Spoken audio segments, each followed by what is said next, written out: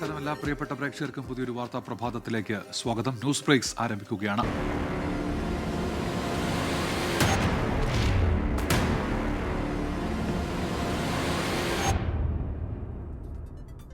നമസ്കാരം. ന്യൂസ് ബ്രേക്സിലേക്ക് വിശദമായി വാർത്താ ദിനത്തിലെ സമഗ്ര വിവരങ്ങളുമായി 24 പ്രതിനിധികൾ വിവിധ മേഖലകളിൽ നിന്ന് ചേരുകയാണ്. തിരുവനന്തപുരത്ത് നിന്ന് റിനു ശ്രീധർ, കൊച്ചിയിൽ നിന്ന് ലാൽകൃഷ്ണൻ, കോഴിക്കോട് നിന്ന് ഷഹദർ ഉമാൻ, ഡൽഹിയിൽ നിന്ന് വിനീത വി, ശബരിമല സന്നിധാനത്ത് നിന്ന് MG പ്രതീഷും ചേരും. ആദ്യം തിരുവനന്തപുരത്തേക്കാണ്, റിനു ശ്രീധറിലേക്കാണ്. Rinu, good morning. ഇന്ന് തിരുവനന്തപുരത്ത് നിന്ന് തെക്കൻ കേരളത്തിൽ നമ്മൾ പ്രതീക്ഷിക്കുന്ന പ്രധാനപ്പെട്ട വാർത്തകൾ എന്തൊക്കെയാണ് റിനു? ഉന്മേഷ, ഏറ്റവും പ്രധാനം തെക്കൻ കേരളത്തിൽ നിന്ന് നൽകാൻ കഴിയുന്ന വാർത്ത, അല്ലെങ്കിൽ ഇന്ന് ചർച്ച ചെയ്യപ്പെടാൻ പോകുന്ന വാർത്ത, രാഹുൽ മാങ്കൂട്ടത്തിന്റെ മുൻകൂർ ജാമ്യാപേക്ഷയിലെ തുടർവാദം തന്നെയാണ്.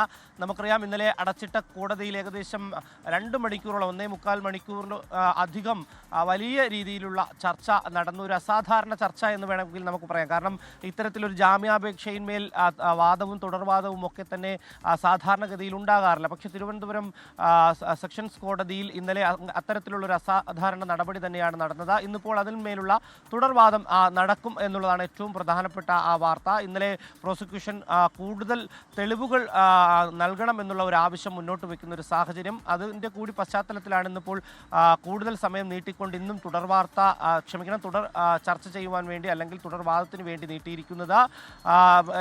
ഇന്ന് തന്നെ അതിലൊരു വിധി ഉണ്ടാകും എന്നുള്ളതാണ് ഏറ്റവും പ്രധാനപ്പെട്ട ഒരു കാര്യം. ഇന്ന് വിധി പറഞ്ഞേക്കും എന്നുള്ളതാണ്. ചിലപ്പോൾ മാറ്റിവെക്കാനും സാധ്യതയുണ്ട്. മറ്റൊന്ന്, ഏറ്റവും പ്രധാനപ്പെട്ട ഒരു കാര്യം രാഹുൽ മാങ്കൂട്ടവുമായി ബന്ധപ്പെട്ട വാർത്ത തന്നെയാണ്. രാഹുൽ മാങ്കൂട്ടത്തിനെതിരെ നടപടി തൽക്കാലം ഇപ്പോൾ വേണ്ട എന്നുള്ള നിലപാടിലാണ് KPCC നേതൃത്വവും അതുപോലെ തന്നെ വർക്കിംഗ് പ്രസിഡന്റുമാരും എടുത്തിരിക്കുന്നൊരു നിലപാട്. ഈ മുൻകൂർ ജാമ്യാപേക്ഷയിന്മേലുള്ള ഒരു തീരുമാനം ഏതെങ്കിലും തരത്തിൽ പ്രതികൂലമായാൽ ഈ ഒരു നടപടിയിലേക്ക് പോയാൽ മതി എന്നുള്ളൊരു തീരുമാനത്തിലേക്കാണ് KPCC അധ്യക്ഷൻ സണ്ണി ജോസഫും ഇക്കാര്യം അനുകൂലിക്കുന്നു എന്നുള്ളതാണ്. പക്ഷേ VD സതീശൻ ഉൾപ്പെടെയുള്ള മുതിർന്ന നേതാക്കൾ അടിയന്തരമായി തന്നെ രാഹുൽ മാങ്കൂട്ടത്തിനെതിരെ കർശന നടപടിയെടുത്ത് മുന്നോട്ട് പോകണം എന്നുള്ളൊരു അഭിപ്രായക്കാരാണ്. അത്തരം ഒരു അഭിപ്രായം അറിയിക്കുകയും ചെയ്തിട്ടുണ്ട്. മറ്റൊരു കാര്യം, രാഹുൽ ഈശ്വറുമായി ബന്ധപ്പെട്ടിട്ടുള്ള വാർത്തയാണ്. രാഹുൽ ഈശ്വറിന്റെ കസ്റ്റഡി കാലാവധി ഇന്ന് കഴിയും. അതിനുശേഷം ഇന്ന് കോടതിയിൽ ഹാജരാക്കും എന്നുള്ളതാണ്. ഇന്നലെ വിവിധ കേന്ദ്രങ്ങളിൽ അദ്ദേഹത്തിന്റെ വീട്ടിലും അതുപോലെ തന്നെ ഓഫീസിലടക്കം എത്തിച്ച് തെളിവെടുക്കുന്ന ഒരു സാഹചര്യം ഉണ്ടായി. ഇപ്പോൾ സൈബർ പോലീസിന്റെ കസ്റ്റഡിയിലാണുള്ളത്. അവിടെയും രാഹുൽ ഈശ്വർ നിരാഹാര സമരവുമായി മുന്നോട്ട് പോവുകയാണ്. മെൻസ് അസോസിയേഷൻ വേണമെന്നുള്ള ഒരു വാദമാണ് അദ്ദേഹം മുന്നോട്ട് വെക്കുന്നത്. ധരിച്ചിരിക്കുന്ന ഡ്രസ്സിൽ പോലും ആ ഒരു ആവശ്യത്തിന്റെ അടയാളം അല്ലെങ്കിൽ എഴുതി കാണിക്കുന്ന ഒരു സാഹചര്യമാണുള്ളത്. ഇന്ന് 11 മണിയോടുകൂടി കോടതിയിൽ ഹാജരാക്കും. റിമാൻഡ് ചെയ്യുകയാണെങ്കിൽ അദ്ദേഹത്തെ വീണ്ടും സെൻട്രൽ ജയിലിലേക്ക്, സ്പെഷ്യൽ സബ് ജയിലിലേക്ക് കൊണ്ടുപോകും എന്നുള്ളതാണ് ഏറ്റവും പ്രധാനപ്പെട്ട കാര്യം. ഇത്തരം വാർത്തകളാണ് നമുക്ക് തെക്കൻ കേരളത്തിൽ നിന്ന് പ്രധാനമായും നൽകാൻ കഴിയുന്നത്. ഉന്മേഷ്.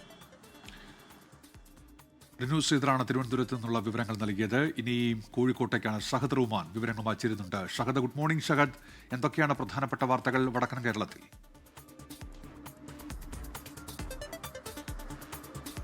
ഉന്മേഷ, കോഴിക്കോട് നിന്നും അല്ലെങ്കിൽ മലബാറിൽ നിന്നും ഇന്ന് ഏറ്റവും കൂടുതലായിട്ട് പ്രതീക്ഷിക്കുന്നത് നമ്മൾ ഷാഫി പറമ്പിൽ MLA ഒരു പ്രതികരണമാണ്. ആ പ്രതികരണത്തിലേക്ക് വഴിതിരിച്ച കാരണം എന്ന് പറയുന്നത്, ഇന്നലെ എഴുത്തുകാരിയും കോൺഗ്രസ് പ്രവർത്തകയുമായിട്ടുള്ള ഷഹനാസിന്റെ ഒരു വെളിപ്പെടുത്തൽ പുറത്തു വരുന്നത്. അതായത് രാഹുൽ മാങ്കൂട്ടവുമായി ബന്ധപ്പെട്ട രാഹുൽ മാങ്കൂട്ടം തനിക്കും അപമര്യാദയായ രീതിയിൽ മെസ്സേജ് അയച്ചെന്നും തന്നോട് മോശമായി പെരുമാറി എന്ന തരത്തിൽ ഷഹനാസ് വെളിപ്പെടുത്തുന്നത്. ഇതുമായി ബന്ധപ്പെട്ട കാര്യം അന്ന് തന്നെ ഈ ഷാഫി പറമ്പിൽ MP അറിയിച്ചിട്ടുണ്ടായിരുന്നു. അന്ന് ഷാഫി പറമ്പിൽ യൂത്ത് കോൺഗ്രസിന്റെ അധ്യക്ഷനായിരുന്നു. അന്ന് ഷഹനാസും രാഹുൽ മാങ്കൂട്ടവും ഒക്കെ തന്നെ ഈ യൂത്ത് കോൺഗ്രസിന്റെ ഭാഗമായിരുന്നു. ആ ഘട്ടത്തിലാണ് ഡൽഹിയിലെ കർഷക സമരവുമായി ബന്ധപ്പെട്ട ഇവിടുന്ന് വലിയൊരു വിഭാഗം യൂത്ത് കോൺഗ്രസ് പ്രവർത്തകർ ഡൽഹിയിലേക്ക് പോവുകയും തിരിച്ചു വരുന്ന ഘട്ടത്തിൽ രാഹുൽ മാങ്കൂട്ടം ഷഹനാസിന് മോശമായ രീതിയിലുള്ള മെസ്സേജ് അയക്കുകയും ചെയ്തിട്ടുണ്ടായിരുന്നത്. അന്ന് തന്നെ ഷഹനാസ് ഇത് ശ്രദ്ധയിൽപ്പെടുത്തുകയും ചെയ്തിട്ടുണ്ടായിരുന്നു.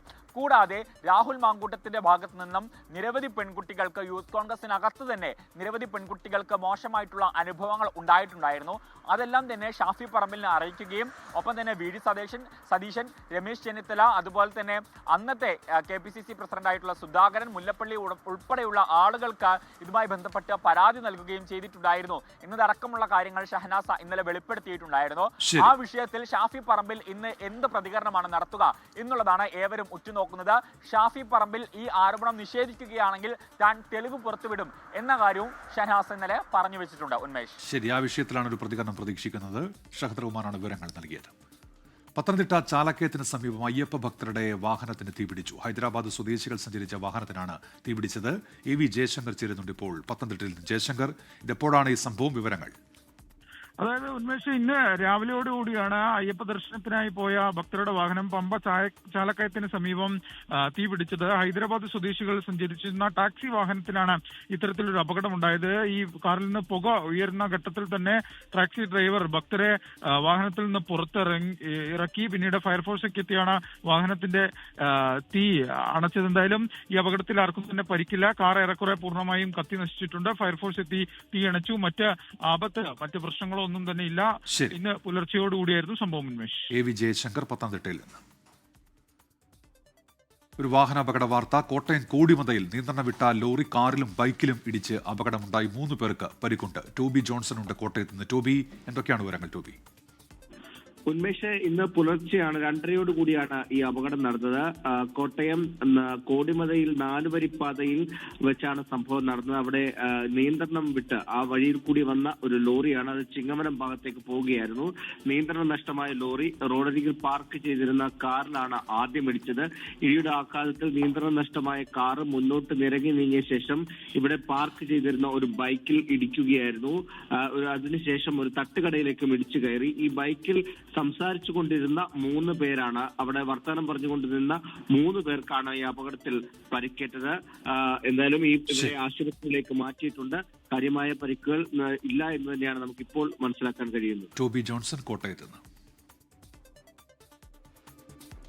ഡൽഹിയിലേക്കാണ് വിനീത VG വിവരങ്ങളുമായി ചേരുന്നുണ്ട്. Vineetha, good morning. രാജ്യ തലസ്ഥാനത്ത് നിന്ന് എന്തൊക്കെ വാർത്തകൾ Vineetha? Very good morning Unmesh. ഏറ്റവും പ്രധാനമായും ഉള്ളത് ഇന്ന് റഷ്യൻ പ്രസിഡന്റ് ഇന്ത്യയിലേക്ക് എത്തുന്നു എന്നുള്ളത് തന്നെയാണ്. പ്രധാനമന്ത്രി നരേന്ദ്രമോദിയുടെ ക്ഷണം സ്വീകരിച്ചുകൊണ്ടാണ് അദ്ദേഹം ഇന്ന് ഇന്ത്യയിലേക്ക് എത്തുന്നത്. വൈകിട്ട് 7 മണിക്കാണ് അദ്ദേഹം രാജ്യ തലസ്ഥാനത്ത് എത്തുന്നത്. റഷ്യൻ പ്രസിഡന്റ് വ്ളാഡിമിർ പുടിന്റെ സന്ദർശനവുമായി ബന്ധപ്പെട്ട വലിയ സുരക്ഷാ ക്രമീകരണങ്ങൾ, പഴുതടച്ച സുരക്ഷാ ക്രമീകരണങ്ങളാണ് രാജ്യ തലസ്ഥാനത്ത് ഒരുക്കിയിരിക്കുന്നത്. ഇന്ന് അദ്ദേഹം പ്രധാനമന്ത്രി ഒരുക്കുന്ന അത്താഴ വിരുന്നിൽ പങ്കെടുക്കും. തുടർന്ന് നാളെ മറ്റ് ചില പരിപാടികൾ കൂടിയുണ്ട്. നാളെ അദ്ദേഹം രാജ്ഘട്ട് സന്ദർശിക്കും. ഒപ്പം തന്നെ പ്രധാനമന്ത്രിയുമായി ചില വിഷയങ്ങൾ, ആഗോള വിഷയങ്ങളും പ്രാദേശിക വിഷയങ്ങളും ഒക്കെ തന്നെ ചർച്ച ചെയ്യും. അതിനുശേഷം രാഷ്ട്രപതി നൽകുന്ന അത്താഴ വിരുന്നിൽ പങ്കെടുത്തതിന് ശേഷമായിരിക്കും അദ്ദേഹം തിരികെ റഷ്യയിലേക്ക് മടങ്ങുക. ഏറ്റവും പ്രധാനമെന്നുള്ളത് റഷ്യയിൽ നിന്ന് ഇന്ത്യ എണ്ണ വാങ്ങുന്നതുമായി ബന്ധപ്പെട്ട അമേരിക്ക ഉയർത്തിയ തീരുവ ഉൾപ്പെടെയുള്ള വിഷയങ്ങൾ ഈ കൂടിക്കാഴ്ചയിൽ ചർച്ചയാകുമെന്നുള്ളത് തന്നെയാണ്. ഒപ്പം തന്നെ ഇരു രാജ്യങ്ങളും തമ്മിലുള്ള ഉഭയകക്ഷി ബന്ധം കൂടുതൽ ശക്തമാകുന്നതിനുള്ള നടപടിക്രമങ്ങളും ഉണ്ടാകും.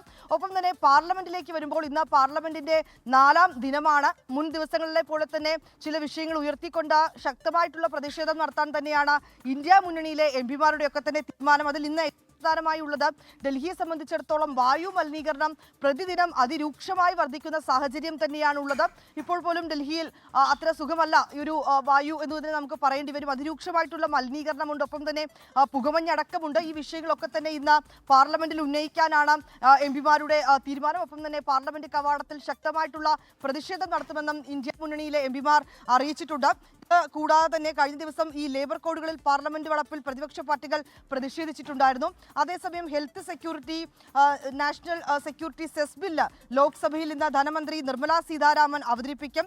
പാൻ ഉൽപ്പന്നങ്ങൾ ഉണ്ടാക്കുന്ന യന്ത്രങ്ങളുടെ ഉൽപ്പാദകർക്ക് സെസ് ഏർപ്പെടുത്തി ആ തുക ആരോഗ്യ സുരക്ഷാ മേഖലകളിൽ ഉപയോഗിക്കുന്ന തരത്തിൽ അത് വിനിയോഗിക്കുക എന്നുള്ളതാണ് ഈ ബില്ല് വിഭാവന ചെയ്തിരിക്കുന്നത്. ഒപ്പം തന്നെ നമ്മൾ സുപ്രീം കോടതിയിലേക്ക് വരികയാണെങ്കിൽ തമിഴ്നാട്ടിലെ SIR-നെതിരായിട്ടുള്ള ഹർജികൾ ഇന്ന് സുപ്രീം കോടതി പരിഗണിക്കുന്നുണ്ട്. ചീഫ് ജസ്റ്റിസ് സൂര്യകാന്ത് അധ്യക്ഷനായ ബെഞ്ചാണ് ഇന്ന് ഈ ഹർജി പരിഗണിക്കുക. ശരി, വിനീത VG ആണ് വിവരങ്ങൾ നൽകിയത് ഡൽഹിയിൽ നിന്ന്. ഇനി ശബരിമല വാർത്തയിലേക്കാണ്. ശരണം സന്നിധാനം.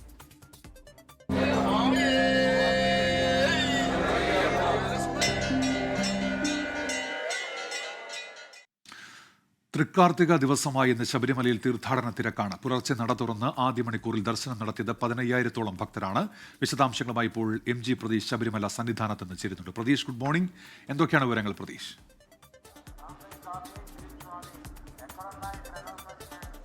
ഉന്മേഷ, ശബരിമല സന്നിധാനത്ത് പുലർച്ചെ മുതൽ വലിയ തിരക്കാണ് അനുഭവപ്പെടുന്നത്. ആദ്യ മണിക്കൂറിൽ തന്നെ 15,000-ഓളം തീർത്ഥാടകർ ദർശനം നടത്തി എന്നതാണ് പോലീസിന്റെ കണക്ക്. ഇന്ന് തൃക്കാർത്ത ദിവസം കൂടിയാണ്. കൂടുതൽ തീർത്ഥാടകർ ഇന്ന് ശബരിമലയിൽ എത്തും എന്നതാണ് പ്രതീക്ഷിക്കുന്നത്. ഇന്നലെയും 80,000-ഓളം തീർത്ഥാടകർ ദർശനം നടത്തിയിരുന്നു. പക്ഷേ വലിയ തിരക്കുകളൊന്നും തന്നെ കാര്യമായി സന്നിധാനത്ത് പ്രകടമല്ല. ഈ തീർത്ഥാടകരെ നിയന്ത്രിച്ചുകൊണ്ടാണ് പമ്പയിൽ നിന്ന് സന്നിധാനത്തേക്ക് കടത്തിവിടുന്നത്. അതുകൊണ്ട് തന്നെ ഈ തിരക്ക് കൃത്യമായി പോലീസിന് നിയന്ത്രിക്കാൻ കഴിയുന്നുണ്ട്. നിലയ്ക്കലാണ് സ്പോട്ട് ബുക്കിങ്ങിനുള്ള സൗകര്യം ഏർപ്പെടുത്തിയിരിക്കുന്നത്. തീർത്ഥാടകരുടെ എണ്ണം പരിഗണിച്ച് കൂടുതൽ ഭക്തർക്ക് സ്പോട്ട് ബുക്കിംഗ് സൗകര്യം നിലവിൽ പോലീസ് അനുവദിക്കുന്നുണ്ട്. 5,000-ആയി നിജപ്പെടുത്തിയെങ്കിൽ കൂടിയും ഈ തിരക്കിന് ആനുപാതികമായാണ് കൂടുതൽ പേർക്ക് ഈ നിലയ്ക്കലിൽ സ്പോട്ട് ബുക്കിംഗ് ചെയ്യാനുള്ള സൗകര്യം ഏർപ്പെടുത്തിയിരിക്കുന്നത്.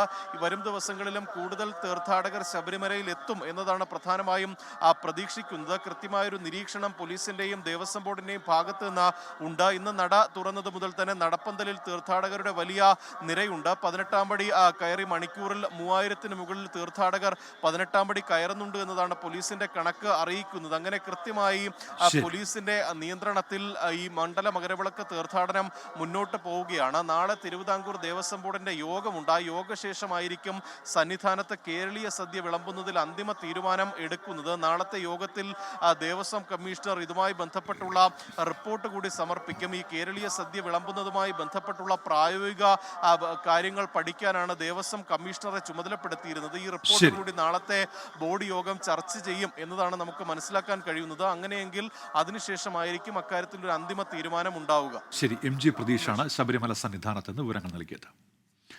ചക്കുളത്തുകാവ് ക്ഷേത്രത്തിൽ പൊങ്കാല ഇന്ന് രാവിലെ 9-ന് വിളിച്ചു ചൊല്ലി പ്രാർത്ഥനയ്ക്ക് ശേഷം ശ്രീകോവിലിലെ കെടാവിളക്കിൽ നിന്ന് കാര്യദർശി മണിക്കുട്ടൻ നമ്പൂതിരി ദീപം പകരും. നടപ്പന്തലിൽ പ്രത്യേകം തയ്യാറാക്കിയ പണ്ടാര പൊങ്കാല അടുപ്പിലേക്ക് ട്രസ്റ്റ് പ്രസിഡന്റും മുഖ്യ കാര്യദർശിയുമായ രാധാകൃഷ്ണൻ നമ്പൂതിരി അഗ്നി പകർന്ന് പൊങ്കാലയ്ക്ക് തുടക്കം കുറിക്കും. കേന്ദ്രമന്ത്രി ജോർജ് കുര്യൻ ഉദ്ഘാടനം ചെയ്യും. തമിഴ്നാട് മുൻ മുഖ്യമന്ത്രി O. പനീർസെൽവം ഭദ്രദീപം പ്രകാശനം ചെയ്യും. സാംസ്കാരിക സമ്മേളനം വൈകിട്ട് 5 മണിക്ക് മന്ത്രി സജി ചെറിയാൻ ഉദ്ഘാടനം ചെയ്യും. Paschimabangal governor doctor CV Anandabose കാർത്തിക സ്തംഭത്തിൽ അഗ്നി ജ്വലിപ്പിക്കും. ഇനി നമ്മൾ കൊച്ചിയിലേക്കാണ്. ലാൽകൃഷ്ണനാണ് വിവരങ്ങളുമായി ഇപ്പോൾ ചേരുന്നത്. Lalkrishnan, good morning. എന്തൊക്കെയാണ് നമ്മൾ മധ്യ കേരളത്തിൽ നിന്ന് പ്രതീക്ഷിക്കുന്ന വാർത്തകൾ?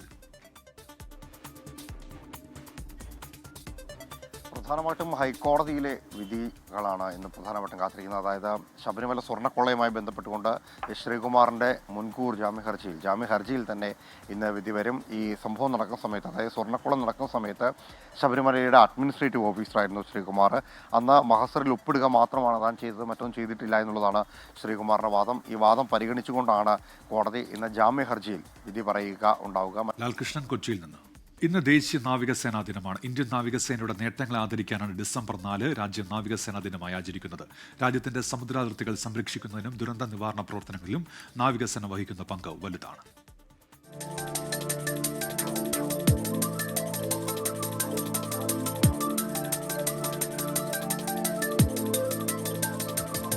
INS വിക്രമാദിത്യയും INS വിക്രാന്തുമടക്കം 2 വിമാനവാഹിനികൾ, 20 മുങ്ങിക്കപ്പലുകൾ, മൊത്തം 293 കപ്പലുകൾ, പോർവിമാനങ്ങളും പട്രോൾ വിമാനങ്ങളുമടക്കം 300-ലേറെ വിമാനങ്ങൾ, അത്യാധുനിക യുദ്ധോപകരണങ്ങൾ, വിദഗ്ധ പരിശീലനം നേടിയ റിസർവ് സൈനികരടക്കം 1.25 ലക്ഷത്തോളം വരുന്ന സേനാബലം.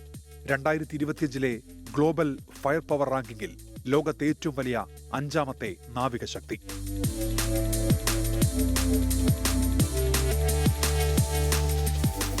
ഈസ്റ്റ് ഇന്ത്യ കമ്പനിയാണ് ഇന്ത്യൻ നാവികസേനയ്ക്ക് തുടക്കമിട്ടതെങ്കിലും 1932-ൽ ബ്രിട്ടീഷ് ഭരണത്തിന് കീഴിലാണ് റോയൽ ഇന്ത്യൻ നേവി സ്ഥാപിതമായത്. സ്വാതന്ത്ര്യാനന്തരം പേര് ഇന്ത്യൻ നാവികസേന എന്നാക്കി. അതിനു മുൻപ് Bombay marine, Indian navy, Indian marine എന്നീ പേരുകളിലാണ് സേന അറിയപ്പെട്ടിരുന്നത്.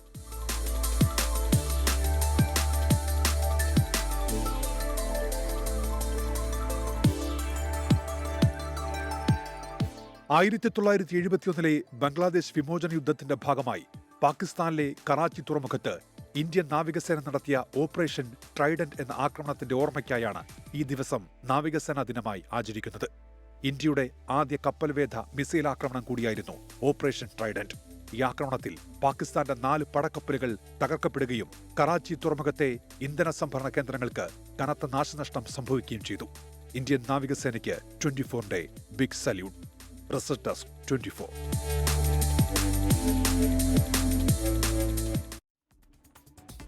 ഇന്ത്യൻ നാവികസേനയുടെ ശക്തിയും അച്ചടക്കവും സൗന്ദര്യവും പ്രകടമാക്കി ഓപ്പറേഷൻ ഡെമോ 2025. ശംഖുമുഖത്തെ കടലും ആകാശവും ഒരുപോലെ നാവികസേനയുടെ അഭ്യാസ പ്രകടനങ്ങളുടെ വേദിയായി. സേനയുടെ അഭിമാനമായ വിമാനവാഹിനി കപ്പൽ INS വിക്രാന്ത് ഉൾപ്പെടെ 19 യുദ്ധക്കപ്പലുകളും 32 വിവിധ വിമാനങ്ങളും അന്തർവാഹിനിയും നേവി ദിനാഘോഷത്തിന്റെ ഭാഗമായി.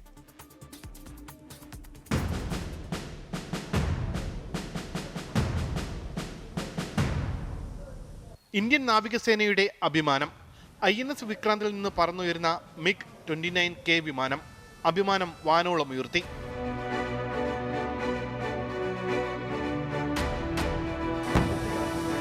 ശംഖുമുഖം തീരത്തെത്തിയ രാഷ്ട്രപതിക്ക് അഭിവാദ്യവുമായി ആദ്യമെത്തിയത് MH-60 ഡോണിയർ വിമാനങ്ങൾ. പിന്നാലെ INS Kolkata, INS Kamal, INS Udayagiri എന്നീ പടക്കപ്പലുകൾ രണ്ടു വശങ്ങളിൽ നിന്നെത്തി.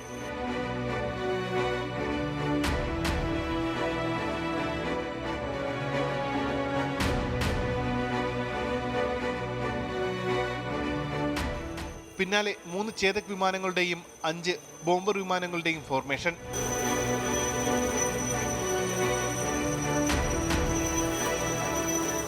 കടലിൽ ബന്ദിയായവരെ രക്ഷപ്പെടുത്തുന്ന കമാൻഡർ ഓപ്പറേഷൻ.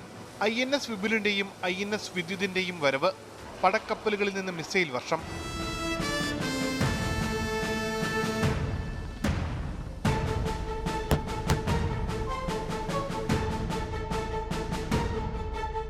പിന്നാലെ മറൈൻ കമാൻഡർമാർ പാരച്യൂട്ടിൽ തീരത്തേക്ക് പറന്നിറങ്ങി. പടക്കപ്പലുകളിലേക്ക് ഹെലികോപ്റ്ററുകൾ പറന്നിറങ്ങിയതും അപൂർവ കാഴ്ചയായി. ശക്തി പ്രകടനത്തിന് കാഴ്ചക്കാരായി ഇന്ത്യൻ രാഷ്ട്രപതി Droupadi Murmu. People of India are grateful to the men and women of Indian Navy for their service to the nation. We are proud of each one of you.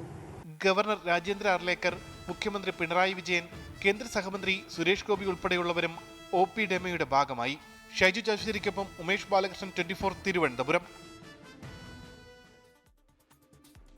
ഗവർണറുടെ ഔദ്യോഗിക വസതിയുടെ പേര് ലോക് ഭവനായി മാറിയ ശേഷം ആദ്യ അതിഥിയായി എത്തിയത് രാഷ്ട്രപതി ദ്രൗപദി മുർമുവാണ്. നാവികസേനാ ദിനാഘോഷങ്ങളുടെ ഭാഗമായാണ് രാഷ്ട്രപതി തിരുവനന്തപുരത്തെത്തിയത്. ലോക് ഭവനിൽ താമസിച്ച രാഷ്ട്രപതി രാവിലെ 9 മണിക്ക് ഡൽഹിക്ക് മടങ്ങും. രാജ്യത്തെ ഗവർണർമാരുടെ ഔദ്യോഗിക വസതികൾ കൂടുതൽ ജനകീയമാക്കുന്നതിന്റെ ഭാഗമായാണ് രാജ്ഭവൻ എന്ന പേരുമാറ്റി ലോക് ഭവനായത്. ഇത്തരമൊരു പേരുമാറ്റത്തിന് കാരണക്കാരനായ കേരള ഗവർണർ രാജേന്ദ്ര ആർലേക്കർക്ക് അഭിമാന നിമിഷം. ലോക് ഭവനായതിനു ശേഷം ആദ്യ അതിഥിയായി എത്തിയത് രാഷ്ട്രപതി. ശംഖുമുഖത്ത നാവികസേനയുടെ പരിപാടിയിൽ പങ്കെടുത്ത ശേഷം രാഷ്ട്രപതി ലോക് ഭവനിലെത്തി. ലോക് ഭവനിലായിരുന്നു അത്താഴവും തുടർന്നുള്ള വിശ്രമവും. രാവിലെ 9 മണിയോടെ രാഷ്ട്രപതി ഡൽഹിയിലേക്ക് മടങ്ങും. തിരുവിതാംകൂറിലെത്തുന്ന വിദേശാതിഥികൾക്ക് താമസിക്കാനായി രാജകുടുംബം പണികഴിപ്പിച്ചതാണ് രാജ്ഭവനിലെ പ്രധാന കെട്ടിടം. കേരള സംസ്ഥാനം രൂപം കൊണ്ടപ്പോൾ ഇത് ഗവർണറുടെ ഔദ്യോഗിക വസതിയായി മാറി. പിന്നീട് പലതവണ പുതിയ കെട്ടിടങ്ങൾ വന്നു. രാജ്ഭവൻ ഇപ്പോൾ ലോക് ഭവനായി മാറുകയും ചെയ്തു. 24 തിരുവനന്തപുരം. തദ്ദേശ തെരഞ്ഞെടുപ്പ് വാർത്തകളിലേക്ക്. പഞ്ചായത്തിലോട്ട് കോ സ്പോൺസേഡ് ബൈ വോക്കർ ധരിക്കൂ, നടന്നുകൊണ്ടേയിരിക്കൂ.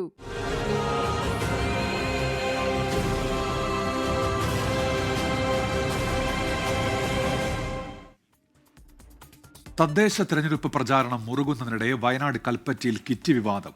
UDF സ്ഥാനാർത്ഥിയുടെ വീട്ടിൽ നിന്ന് ഭക്ഷ്യക്കിറ്റുകൾ പിടികൂടി. കൽപ്പറ്റ നഗരസഭ 5ാം ഡിവിഷനിലെ സ്ഥാനാർത്ഥി K ചിത്രയുടെ വീട്ടിൽ നിന്നാണ് കിറ്റുകൾ പിടികൂടിയത്.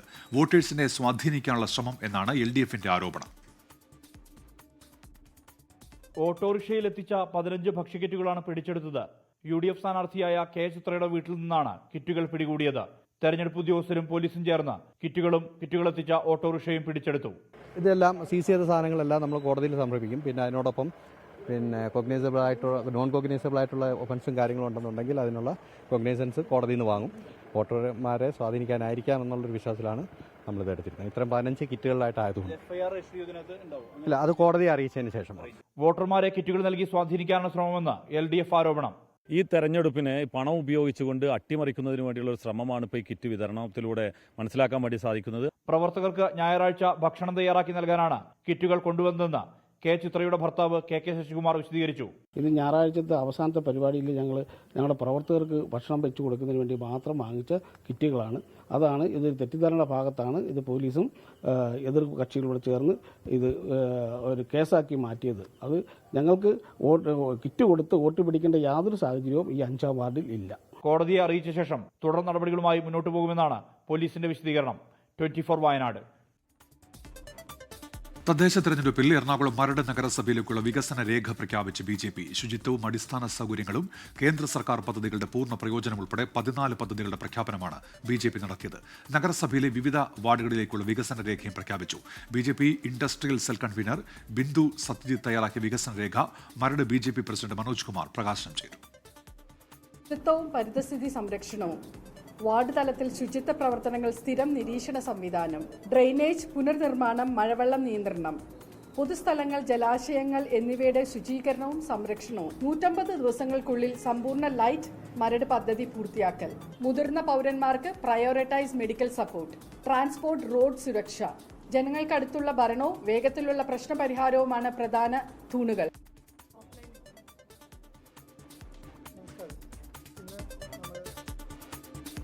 രാഹുൽ മാങ്കൂട്ടത്തിന് ഒളിവിൽ കഴിയാൻ സഹായം നൽകുന്നത് കോൺഗ്രസ് ആണെന്ന് CPIM പാലക്കാട് ജില്ലാ secretary EN Suresh Babu.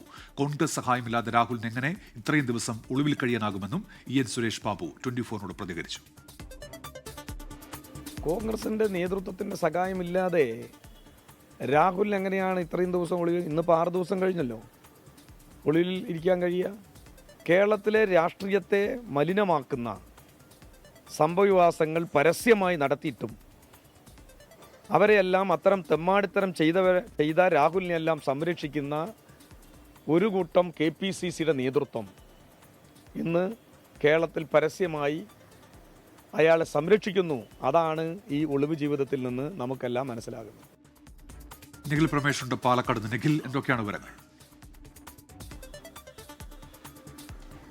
Unmesh, good morning. Rahul മാങ്കൂട്ടത്തിലെ 8ാം ദിവസവും എവിടെ എന്നുള്ള ചോദ്യം അവശേഷിക്കുമ്പോഴാണ് CPM ജില്ലാ സെക്രട്ടറിയുടെ പ്രതികരണം ശ്രദ്ധേയമാവുന്നത്. അദ്ദേഹം പറയുന്നത് UDFന്റെ ജനപ്രതിനിധികൾ, അത് കോൺഗ്രസിന്റെ ജനപ്രതിനിധികൾ, ഒരുപക്ഷെ MPയോ MLAയോ ഒക്കെ രാഹുലിന് സഹായം നൽകിയിരിക്കാം, അല്ലാതെ ഈ 8 ദിവസവുമായിട്ടും രാഹുലിന് ഒളിവിൽ കഴിയാൻ സാധിക്കില്ല എന്നുള്ളൊരു വിമർശനമാണ് അദ്ദേഹം ഉന്നയിക്കുന്നത്. അത്തരത്തിലുള്ള ജനപ്രതിനിധികളുടെ അടക്കം സഹായം കൊണ്ടാണ് അദ്ദേഹത്തിന് ഇത്രയും ദിവസം കേരള പോലീസിനെ വെട്ടിച്ചുകൊണ്ട് ഒളിവിൽ കഴിയാൻ സാധിക്കുന്നത്. അക്ഷരാർത്ഥത്തിൽ ഇതിലൂടെ കേരളത്തിന് കോൺഗ്രസ് നൽകുന്ന സന്ദേശം എന്താണ് എന്നാണ് അദ്ദേഹം ചോദിക്കുന്നത്.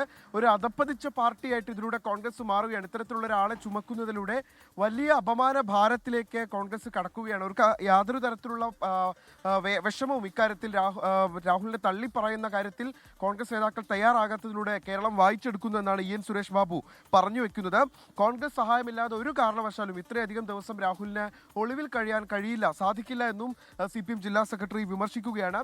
രാഹുലിനെ പേറുന്ന കോൺഗ്രസ് ഈ നാടിന് അപമാനമാണ് എന്നുകൂടി അദ്ദേഹം പറഞ്ഞു വെക്കുകയാണ്. ഈ 8 ദിവസമായിട്ടും രാഹുലിനെ പിടികൂടാൻ കഴിയാത്തത് കേരള പോലീസ് എന്നത് വലിയ പേരും കീർത്തിയുമുള്ള സംവിധാനമാണ്. കേരള പോലീസിന് പിടികൂടാൻ കഴിയാത്തത് ഇത്തരത്തിൽ ജനപ്രതിനിധികൾ അദ്ദേഹത്തെ സഹായിച്ചതുകൊണ്ടാണ് എന്ന് ചില ഒളിയമ്പോട് കൂടി പറയാതെ പറയുകയാണ് CPM ജില്ലാ സെക്രട്ടറി EN സുരേഷ്. നിഖിൽ പ്രമേഷാണ് പാലക്കാട് വിവരങ്ങൾ നൽകിയത്. ന്യൂനമർദ്ദമായി മാറിയ ഡിറ്റ്വ ചുഴലിക്കാറ്റിന്റെ പ്രഭാവത്താൽ വടക്കൻ തമിഴ്നാടിന്റെ തീരമേഖലകളിൽ ഉൾപ്പെടെ മഴ തുടരുകയാണ്. ഇന്ന് 6 ജില്ലകളിൽ യെല്ലോ അലർട്ടുണ്ട്. ധർമ്മപുരി, കൃഷ്ണഗിരി, തൂത്തുക്കുടി, തിരുനെൽവേലി, കന്യാകുമാരി, രാമനാഥപുരം എന്നിവിടങ്ങളിലാണ് മഴ മുന്നറിയിപ്പ്. ചെന്നൈ ഉൾപ്പെടെയുള്ള നഗരങ്ങളിൽ ഇന്ന് മഴ മുന്നറിയിപ്പില്ല. ചെന്നൈയിലും തിരുവള്ളൂരിലും സ്കൂളുകൾക്ക് ഇന്ന് അവധിയാണ്. ഡിറ്റ്വ നാശം വിതച്ച ശ്രീലങ്കയിൽ മരണസംഖ്യ 465 ഉയർന്നു. 366 പേരെ കാണാനില്ല. 1441 ദുരിതാശ്വാസ ക്യാമ്പുകളിലായി 2 ലക്ഷത്തിലധികം പേർ കഴിയുന്നുണ്ട്. 565 വീടുകൾ പൂർണ്ണമായി തകർന്നു. 20,271 വീടുകൾക്ക് കേടുപാടുകൾ സംഭവിച്ചു. ശ്രീലങ്കയിൽ ഇപ്പോഴും രക്ഷാദൌത്യം പുരോഗമിക്കുകയാണ്. മുനമ്പം ഭൂമി തർക്കത്തിൽ ഭൂവുടമകളുടെ റവന്യൂ അവകാശങ്ങൾ താൽക്കാലികമായി പുനഃസ്ഥാപിച്ച് ജില്ലാ ഭരണകൂടത്തിന്റെ ഉത്തരവ്. നിലവിലെ ഉത്തരവ് കോടതി നടപടികൾക്ക് ബാധകമാണെന്ന് എറണാകുളം ജില്ലാ കളക്ടർ പറഞ്ഞു. സർക്കാർ നടപടി സമരത്തിന്റെ വിജയമെന്ന് സമരസമിതിയുടെ പ്രതികരണം. കൈവശ സർട്ടിഫിക്കറ്റ്, പോക്കുവരവടക്കമുള്ള സേവനങ്ങൾ അനുവദിച്ചാണ് എറണാകുളം ജില്ലാ കളക്ടർ മുനമ്പം ഭൂവുടമകൾക്ക് അനുകൂലമായി ഉത്തരവിറക്കിയത്. ഹൈക്കോടതി ഉത്തരവിന് പിന്നാലെ മുനമ്പത്തെ ഭൂവുടമകൾ വ്യാപകമായി സമർപ്പിച്ച അപേക്ഷകളിൽ നടപടി സ്വീകരിക്കാനാണ് കുഴുപ്പള്ളി വില്ലേജ് ഓഫീസർക്കും കൊച്ചി ഭൂരേഖ തഹസിൽദാർക്കും നിർദ്ദേശം നൽകിയത്. സംസ്ഥാന സർക്കാർ ഉറപ്പ് പാലിച്ചതായി മുനമ്പം പള്ളി വികാരി ഫാദർ ആന്റണി സേവ്യർ. ഇത് ഏറെ സന്തോഷമുള്ള ഒരു കാര്യമാണ്. ഈ ഒരു അവസരത്തിൽ ഇതിനുവേണ്ടി സഹായിച്ച, നിർദ്ദേശിച്ച ബഹുമാനപ്പെട്ട റവന്യൂ മിനിസ്റ്റർ രാജീവ് സാറിനും അതോടൊപ്പം തന്നെ നിയമമന്ത്രി രാജീവ് സാറിനും മറ്റുള്ള എല്ലാവർക്കും തന്നെ നന്ദി പറയുകയാണ്. സർക്കാർ നിർദ്ദേശപ്രകാരം പുറത്തിറക്കിയ ഉത്തരവോടെ മുനമ്പം ജനതയ്ക്ക് താൽക്കാലികമായി റവന്യൂ അവകാശങ്ങൾ ലഭിക്കും. എന്നാൽ പുതിയ ഉത്തരവ് കോടതികളുടെ അന്തിമ വിധിക്ക് വിധേയമായിരിക്കും. നിലവിൽ ഹൈക്കോടതിയിൽ നിന്ന് ലഭിച്ച അനുകൂല ഉത്തരവിന് പുറമെ സുപ്രീം കോടതിയിലും മുനമ്പുമായി ബന്ധപ്പെട്ട നിയമ നടപടികൾ തുടരുകയാണ്. അവകാശം പൂർണ്ണമായി ലഭിക്കുന്നതുവരെ നിയമ പോരാട്ടം തുടരുമെന്നാണ് ഭൂസംരക്ഷണ സമിതിയുടെ നിലപാട്. 24 കൊച്ചി. കരൂർ ദുരന്തത്തെക്കുറിച്ച് സുപ്രീം കോടതി നിയോഗിച്ച സമിതിയുടെ അന്വേഷണം തുടരുകയാണ്. റിട്ടയർഡ് സുപ്രീം കോടതി ജഡ്ജ് ജസ്റ്റിസ് അജയ് രസ്തോഗിയുടെ നേതൃത്വത്തിലുള്ള സംഘം ഇന്നലെ ദുരന്തം നടന്ന വേലുസ്വാമിപുരത്ത് പരിശോധന നടത്തി. പൊതുജനങ്ങൾ, ദുരന്തത്തിൽ പരിക്കേറ്റവർ, മരിച്ചവരുടെ കുടുംബത്തിലെ അംഗങ്ങൾ, വിവിധ രാഷ്ട്രീയ പാർട്ടി പ്രതിനിധികൾ, വ്യാപാരികൾ തുടങ്ങിയ നിരവധി പേരിൽ നിന്ന് വിവരങ്ങൾ ശേഖരിച്ചു. BSFൽ ഡെപ്യൂട്ടേഷനിലുള്ള Sumit Saran, CRPF IG zonal V Mishra എന്നിവരാണ് സമിതിയിലുള്ളത്. കരൂരിലെ CBI അന്വേഷണം ഈ സമിതിയുടെ മേൽനോട്ടത്തിലാണ് നടക്കുന്നത്.